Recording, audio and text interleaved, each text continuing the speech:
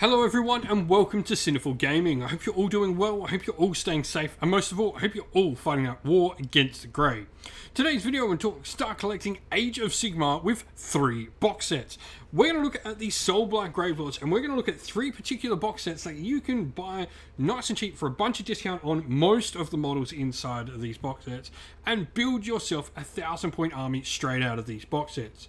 Now, the box sets in particular include 2 discounted boxes plus 1 other kit, so that will include the Soulblight Gravelords Start Collecting box set you see pictured here on the screen.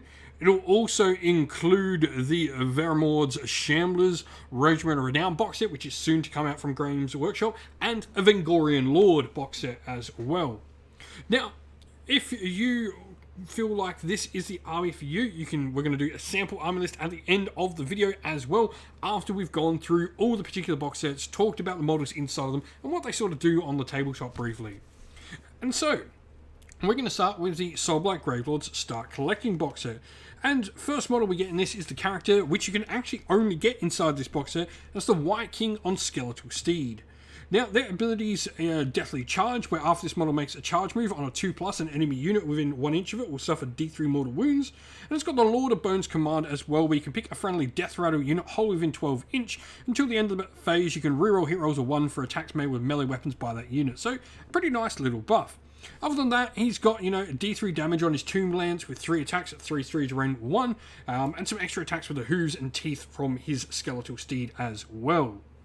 Joining this model in the box set, we have a 20 block of Graveguard. Graveguard are an elite option, but if our Skeletal Steed White Lord is the general, or indeed any White Lord is the general, they do become battle line at that point. You have 2 options here on either taking the Great White Blade for 2 attacks, 3s and 4s, range 1 damage 2, or the White Blade and Shield, where you'll get 2 attacks at 3s and 3s, range 1 damage 1, but you will get +1 to your save, which is pretty cool.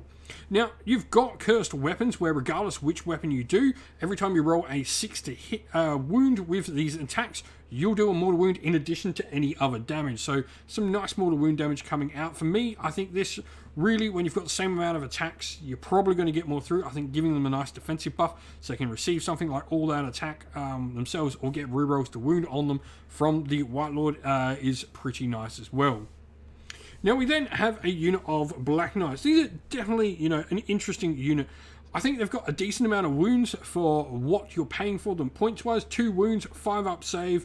Now, they do have a cool ability where the Hornblower on the unit, charge rolls for this unit are always treated as being at least a 6 if they're lower than a 6, which is nice. And after the units finish the charge move as well, you do some mortal wounds. So with that and the White King there, the White Lord moving along with them, you can potentially do 2d3 mortal wounds to a unit you're charging before you even start attacking. And then we have the Regiment of Renown box set, which is Vangorean Shamblers. This has 2 units in it. First of all, we are going to get a Corpse Cart in this.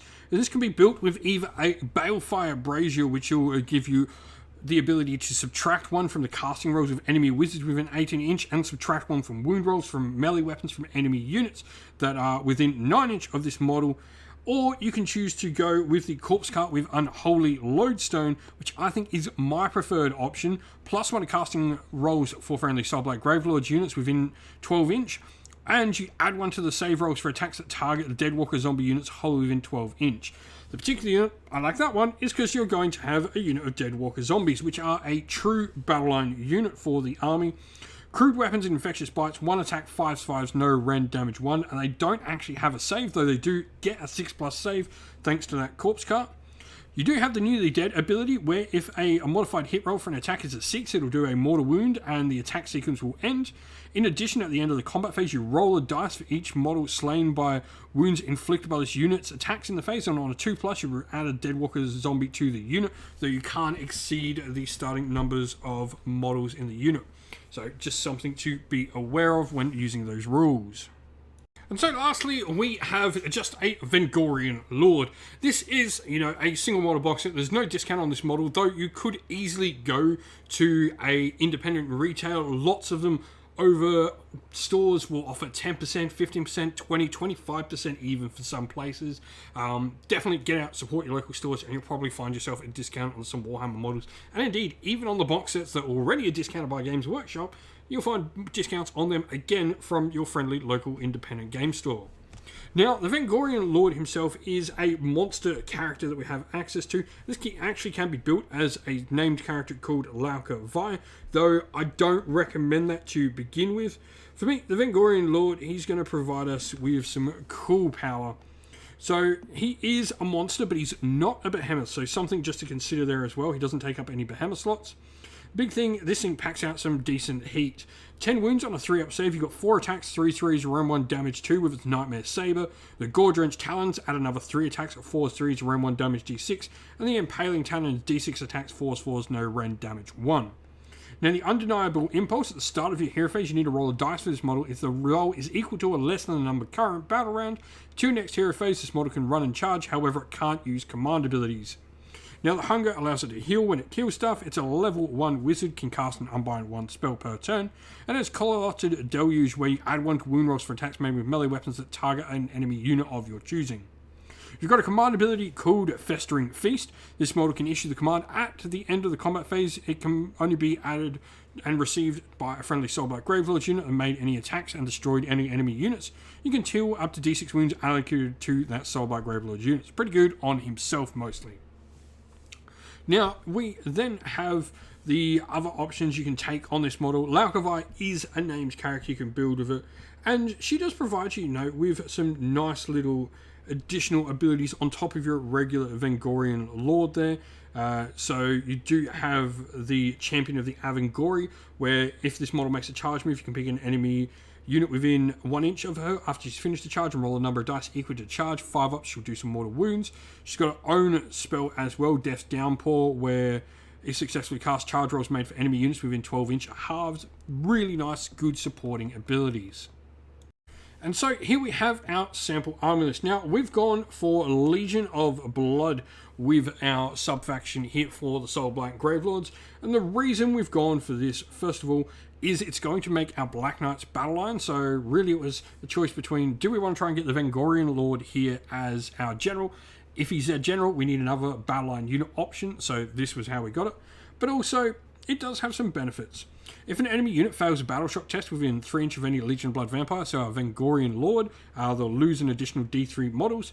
Favoured retainers mean death rattle units near our vampire units, so if those Graveguard and Black Knights are near our Vangorean Lord, they don't suffer any minuses to hit and wound. And you can add a special expertise to your vampires, where you can choose to either be a martial vampire or an arcane vampire to get some additional abilities.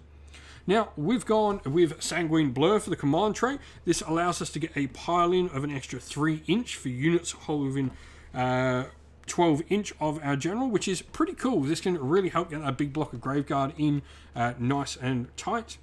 And then we've got the artifact, the Soulbound Garments. Remembering, we can potentially lose the ability with this model to have the ability to use commands. So getting +1 save to our rolls for this model just naturally is nice. Lord of the Vampire, Amethystine Pinions is a good spell, doubles our movement if we already fly, which we do. And then we've got our White King on Skeletal Steed in the force as well. Battle line, as mentioned, thanks to the sub-faction, means our 5 Black Knights become battle line, 20 Dead Walker Zombies in there as well. We then got 20 Graveyard in a singular unit and a Corpse Cart with Unholy Lodestone.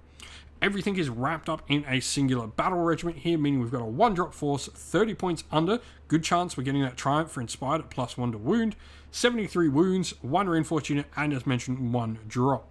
If you've got some ideas on how you would use these 2 box sets, would there be another unit you would add instead of the Vangorean Lord for those points? Let us know down in the comments below. And so that's the end of the video. Thank you all for watching. We hope you enjoyed the video. If you did, please don't forget to leave a like and subscribe to the channel, and also drop a comment down below letting us know what you thought of the video. If you'd like to come chat more with me and other members of our little community here at Sinful Gaming, we have a Discord server which is linked down in the video's description. Also linked down in the video's description are the best ways to help support the channel, either by Patreon or YouTube members, or by grabbing yourself some channel merch from our Teespring or Ko-fi stores.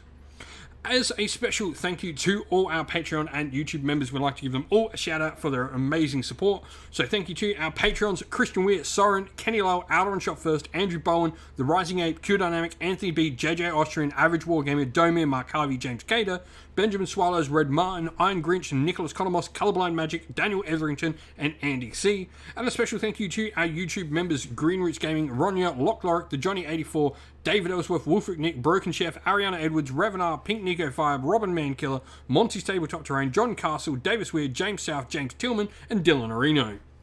Lastly, a special thank you to Lady Witchfox Art, who does all the amazing artwork you see here on the channel. Thank you for everything, and also a massive thank you to all our moderators on our Discord server and everyone that comes and helps film the battle reports on the channel. Thank you all once again. Stay safe, everyone. Stay well, and most of all, keep fighting that war against the Grey. Ciao for now.